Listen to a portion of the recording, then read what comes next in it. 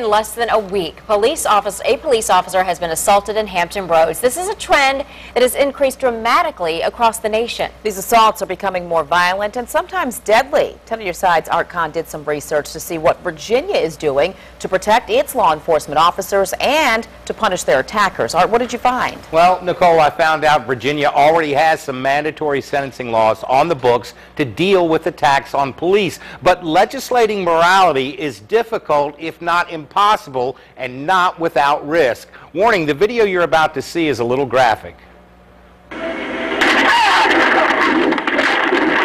Assaults on police officers have not only increased in recent years, they have become more violent. But it's not just law enforcement that is under attack. When you assault a police officer, you're assaulting the society that you live in. Virginia Beach Sheriff Ken Stolley was a state legislator in 1994 who amended a bill that raised the crime of assault on an officer from a misdemeanor to a felony.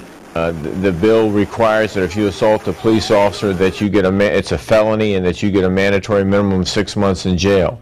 Now the judge can give up to 5 years. Don Haley heads the justice program at Tidewater Community College in Virginia Beach. He has also served as a police officer in Hampton Roads and remembers when the simple assault of an officer was only a misdemeanor. At the same time, it was a felony to assault a police animal. So I'm glad that Ken Stolley introduced and got that legislation through.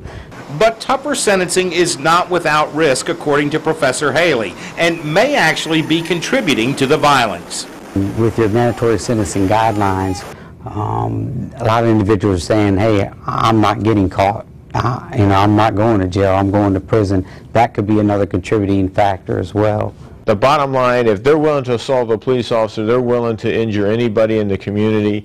And it's got to be dealt with swiftly and severely by the courts. And I think for the most part that it is. Now, in the assault on Suffolk police officer James Winslow last Saturday, his attacker was charged with malicious wounding of a police officer, which I'm told can carry a stiffer penalty than a charge of attempted murder. Nicole, the legislation introduced by Stolley was aimed mostly at simple assaults on police officers. Art,